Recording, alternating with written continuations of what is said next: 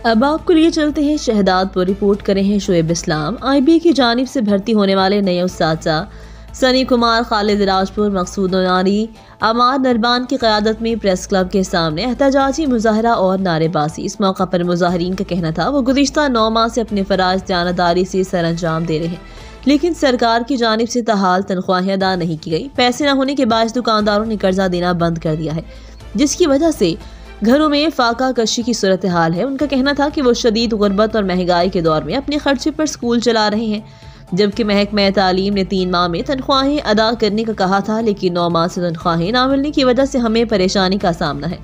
उन्होंने कहा कि प्राइवेट नौकरी छोड़कर सरकारी नौकरी ली, लेकिन तनख्वाहें न मिलने की वजह से परेशान हैं। उस्ताद ने मुतालबा किया कि नोटिस लेकर तनख्वाहें बिला ताखीर जारी की जाएं, ताकि फाका कुशी का खात्मा हो सके। हालात हाज़रा से बाखबर रहने के लिए देखते रहें रेड न्यूज़।